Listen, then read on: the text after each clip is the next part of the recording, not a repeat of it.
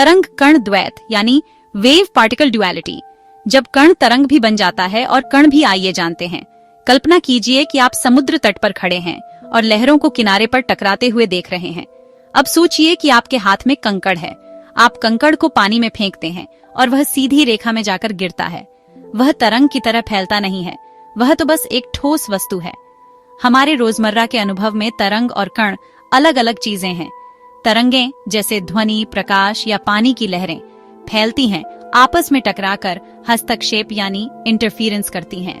कण जैसे रेत, गेंद या कंकड़ ठोस, स्पष्ट और स्थानीयकृत होते हैं। लेकिन जब हम सूक्ष्म स्तर पर यानी परमाणु और उप परमाणविक स्तर पर जाते हैं तो यह फर्क गायब हो जाता है। वहाँ प्रकाश, इलेक्ट्रॉन, प्रोटॉन, यहाँ तक कि पूरा परमाणु कभी कभी तरंग की तरह और कभी कभी कण की तरह व्यवहार करता है। यही रहस्यमयी गुण कहलाता है वेव पार्टिकल ड्युअलिटी, और यह क्वांटम मैकेनिक्स का सबसे महत्वपूर्ण स्तंभ है। वेव पार्टिकल ड्युअलिटी का अर्थ क्या है? कण जैसे इलेक्ट्रॉन या फोटॉन कभी कभी तरंगों की तरह व्यवहार करते हैं। वही कण कभी कभी ठोस कण की तरह भी व्यवहार करते हैं। असल में इलेक्ट्रॉन या फोटॉन न तो सिर्फ तरंग हैं और न सिर्फ कण, वे दोनों हैं, और यह निर्भर करता है कि हम उन्हें कैसे देखते या मापते हैं। प्रकाश की कहानी, पहले तरंग, फिर कण और फिर दोनों। सबसे पहले यह रहस्य प्रकाश में खोजा गया। 1. प्रकाश एक तरंग या यानी वेव है। 1600-1800 वैज्ञानिक थॉमस यंग और बाद में जेम्स क्लर्क मैक्सवेल ने दिखाया कि प्रकाश तरंग की तरह व्यवहार करता है। यंग का प्रसिद्ध डबल स्लिट प्रयोग 1801 साबित करता है कि जब प्रकाश दो संकीर्ण छिद्रों से गुजरता है तो वह एक हस्तक्षेप पैटर्न यानी इंटरफेरेंस पैटर्न बनाता है, ठीक वैसे ही जैसे पानी की लहरें आपस में टकराती हैं। मैक्सवेल ने दिखाया कि प्रकाश असल में एक विद्युत चुंबकीय तरंग यानी इलेक्ट्रोमैग्नेटिक वेव है। इसलिए सदियों तक प्रकाश को सिर्फ एक तरंग माना गया। 1. प्रकाश एक कण है। 1905 फिर आए आइंस्टीन। उन्होंने 1905 में फोटो इलेक्ट्रिक इफेक्ट को समझाने के लिए कहा कि प्रकाश वास्तव में छोटे छोटे ऊर्जा पैकेट्स, क्वांटा यानी फोटॉन्स के रूप में आता है। इसी खोज के लिए उन्हें नोबेल पुरस्कार मिला। अब प्रकाश एक कण भी हो गया। 1. प्रकाश दोनों है। 1900 के बाद प्रयोगों ने दिखाया कि प्रकाश कभी तरंग जैसा और कभी कण जैसा व्यवहार करता है। यह इस पर निर्भर करता है कि हम उसे कैसे देखते हैं। यही था वेव पार्टिकल ड्युअलिटी का जन्म। इलेक्ट्रॉनों की बारी, पदार्थ भी तरंग है। कुछ समय तक लोग मानते रहे कि यह गुण सिर्फ प्रकाश में है, लेकिन 1924 में फ्रांसिस वैज्ञानिक लुई डी ब्रॉयली ने एक अद्भुत विचार रखा। अगर प्रकाश एक तरंग कण जैसा व्यवहार कर सकता है तो क्या कण भी तरंग जैसे व्यवहार कर सकते हैं? उन्होंने कहा कि हर कण की एक तरंग दैर्घ्य यानी वेवलेंथ होती है। इसका मतलब है कि न केवल इलेक्ट्रॉन बल्कि प्रोटॉन, न्यूट्रॉन और यहाँ तक कि एक गेंद की भी तरंग दैर्घ्य यानी वेवलेंथ होती है। बड़े पिंडों के लिए यह तरंग दैर्घ्य बहुत ही छोटा होता है, इसलिए हमें नजर नहीं आता, लेकिन छोटे कणों जैसे इलेक्ट्रॉनों के लिए यह असर बहुत साफ दिखता है। प्रयोगात्मक प्रमाण 1927 में डेविसन और जर्मर ने इलेक्ट्रॉनों को निकेल क्रिस्टल पर फेंका।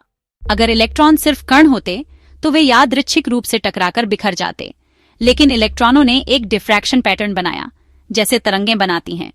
यह प्रमाण था कि इलेक्ट्रॉन भी तरंग हैं। यंग डबल स्लिट एक्सपेरिमेंट सबसे बड़ा प्रमाण। 1. इलेक्ट्रॉनों को दो संकीर्ण छिद्रों वाली बाधा पर दागा गया। 1.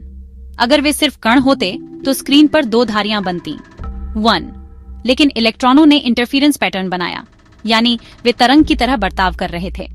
और भी अजीब यह कि जब इलेक्ट्रॉनों को एक एक करके भेजा गया तब भी समय के साथ वही हस्तक्षेप यानी इंटरफेरेंस पैटर्न बना, यानी प्रत्येक इलेक्ट्रॉन दोनों छिद्रों से एक साथ गुजरता है और खुद से हस्तक्षेप करता है।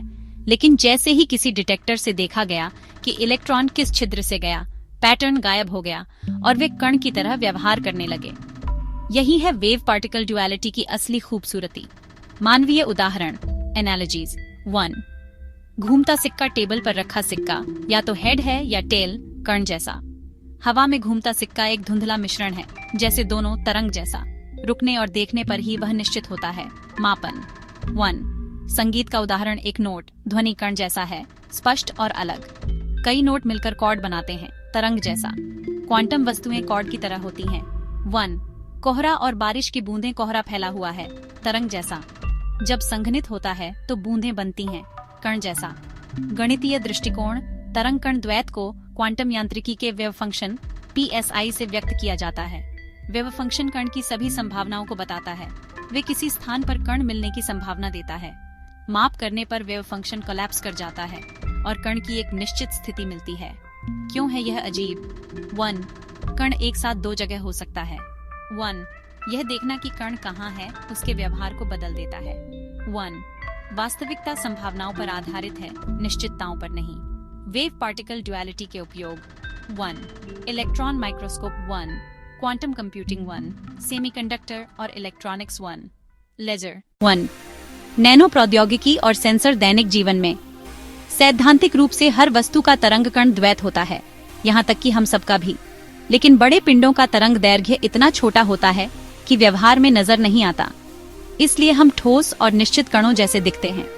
परंतु परमाणु स्तर पर यही नियम हर जगह लागू है। दार्शनिक पहलू।